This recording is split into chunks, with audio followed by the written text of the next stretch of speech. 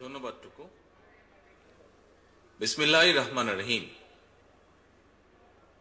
বাংলাদেশ জাতীয়তাবাদী দল বিএনপির বর্ধিত সভায় উপস্থিত বিএনপির জাতীয় স্থায়ী কমিটির সম্মানিত সদস্যবৃন্দ, উপস্থিত প্রতিনিধিবৃন্দ, সারা দেশ থেকে আগত বিএনপির ডেলিগেটবৃন্দ এবং সারা দেশে বিএনপির লক্ষ কোটি কর্মী, সমর্থক, শুভার্থী, শুভাকাঙ্ক্ষীবৃন্দ, আসসালামু আলাইকুম। বাংলাদেশের গণতান্ত্রিকামী জনগণের আশা আকাঙ্ক্ষার প্রতীক বাংলাদেশ জাতীয়তাবাদী দল বিএনপির বর্ধিত সভা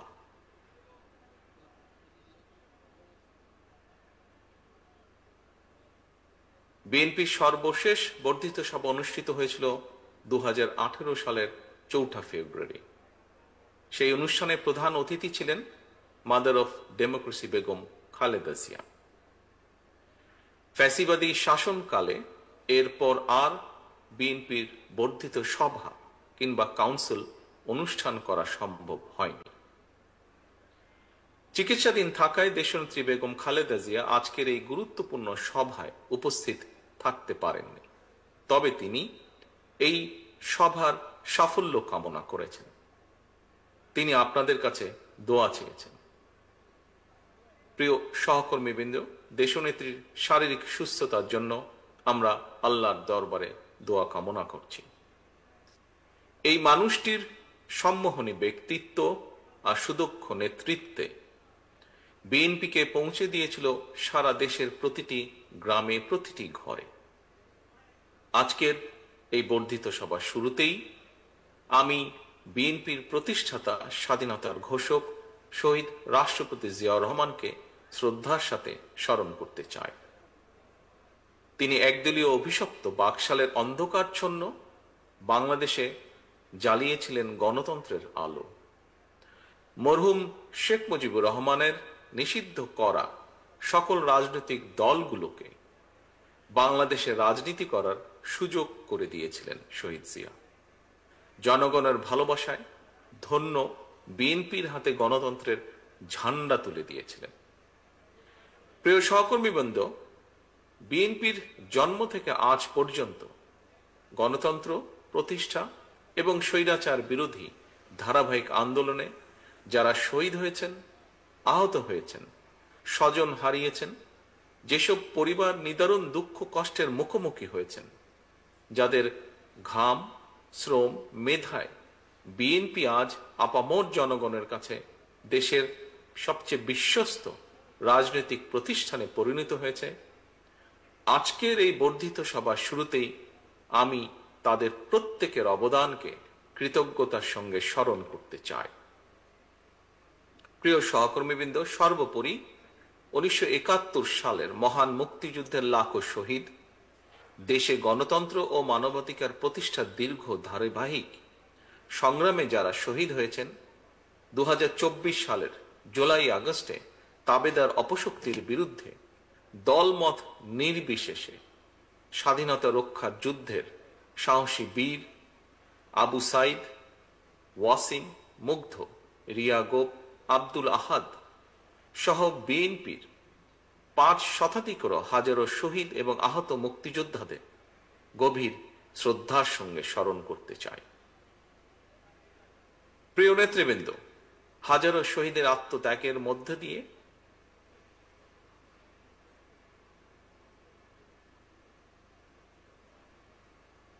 গণহত্যাকারী ফ্যাসিস্ট হাসিনা দেশ ছেড়ে পালানোর পর দেশে গণতান্ত্রিকামী মানুষের সামনে বাংলাদেশকে পুনর্গঠনের এক অপার সম্ভাবনার দ্বার উন্মুক্ত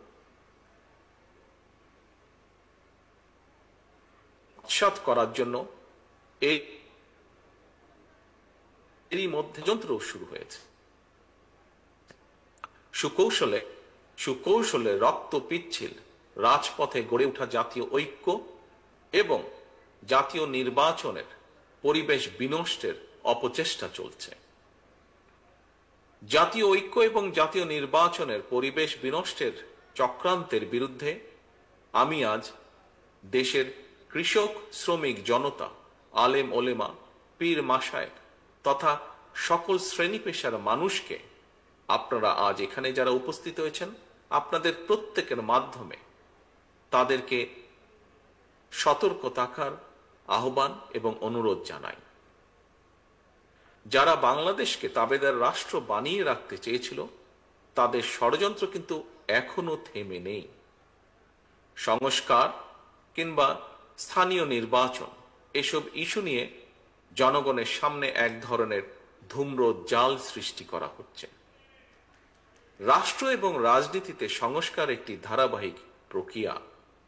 বিএনপির কাছে সংস্কারের ধারণা নতুন কিছু নয়। সরকারে কিংবা বিরোধী দলে বিএনপি যখন যে অবস্থানেই দায়িত্ব পালন করেছে, জনগণের আকাঙ্ক্ষাকে ধারণ করে সময়ের পরিপ্রেক্ষিতে সব সময় রাষ্ট্র, সরকার ও রাজনীতিতে প্রয়োজনীয় সংস্কার করেছে বিএনপি এবং করার চেষ্টা অব্যাহত রেখেছে।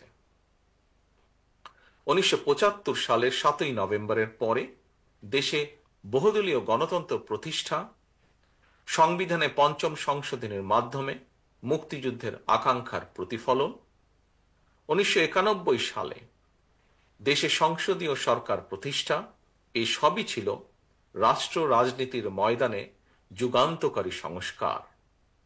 এছাড়াও বিভিন্ন মেয়াদে রাষ্ট্র পরিচালনার দায়িত্বে থাকাকালে বিএনপি সরকার স্কুল কলেজে বিনা বেতনে মেয়েদের শিক্ষার সুযোগ সৃষ্টি, রাষ্ট্র ও সমাজে মুক্তিযোদ্ধাদের যথাযথ মূল্যায়ন নিশ্চিত করতে মুক্তিযুদ্ধ মন্ত্রণালয় প্রতিষ্ঠা, বিশ্বের তথ্য প্রযুক্তির সঙ্গে তাল মিলিয়ে বাংলাদেশকে প্রস্তুত রাখতে বিজ্ঞান এবং তথ্য প্রযুক্তি বিষয়ক মন্ত্রণালয় প্রতিষ্ঠা, প্রবাসী বাংলাদেশিদের কল্যাণ নিশ্চিত করতে প্রবাসী কল্যাণ ও বৈদেশিক কর্মসংস্থান মন্ত্রণালয় প্রতিষ্ঠা,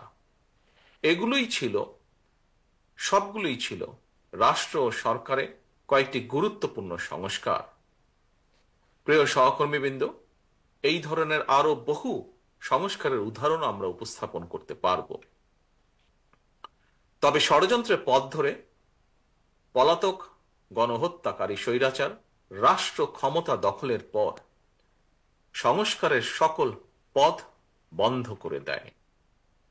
বাংলাদেশকে চিরতরে তাবেদার রাষ্ট্রে পরিণত করে রাখতে গত 1.5 দশকে দেশের শিক্ষা ব্যবস্থাকে প্রায় ধ্বংস করে দিয়েছিল, দেশের প্রতিরক্ষা ব্যবস্থাকেও নাজুক করে তুলেছিল, টাকা পাচার আর লুটপাট চালিয়ে দেশের অর্থনীতিকে ভঙ্গুর করে দিয়েছিল, অকার্যকর করে দেওয়া হয়েছিল দেশের সকল সাংবিধানিক এবং বিধিবদ্ধ প্রতিষ্ঠান, জনগণের ভোটের অধিকারকে হরণ করে জনগণকে রাজনৈতিকভাবে ক্ষমতাহীন করে দিয়ে দেশের স্বাধীনতা সার্বভৌমত্বকে বিপন্ন করে তুলেছিল। এমন পরিস্থিতিতে রাষ্ট্র, সরকার এবং রাজনীতির গুণগত পরিবর্তনের লক্ষ্যে mother of democracy Begum Khaleda Zia 2017 সালে ভিশন 2030 দিয়েছিলেন। এরই ধারাবাহিকতায় 2022 সালে বিএনপি 27 দফা কর্মসূচি ঘোষণা করে। পরবর্তীতে গণতন্ত্রের পক্ষের রাজনৈতিক দলগুলোর সঙ্গে মত বিনিময়ের মাধ্যমে ঘোষণা করা হয় 31 দফা কর্মসূচি। এই 31 দফা নিয়ে বর্তমানে বিএনপির উদ্যোগে সারা দেশে চলছে জনগণের সঙ্গে সংলাপ। প্রিয় সহকর্মীবৃন্দ, রাষ্ট্র, সরকার, রাজনীতি এবং রাজনৈতিক দল মেরামতের জন্য 31টি হলেও, দফা 31টি হলেও এর চূড়ান্ত লক্ষ্য একটি, এবং সেটি হল একটি নিরাপদ, গণতান্ত্রিক, মানবিক বাংলাদেশ বিনির্মাণ। ঠিক তেমনি এর উদ্দেশ্য একটি, সেটি হল রাষ্ট্র ও সমাজে জনগণের রাজনৈতিক এবং অর্থনৈতিক ক্ষমতায়ন নিশ্চিত করা। এটি নিশ্চিত করা না গেলে স্বাধীনতা, সার্বভৌমত্ব, গণতন্ত্র, নিরাপত্তা, সমৃদ্ধি কোনোটি টেকসই হবে না।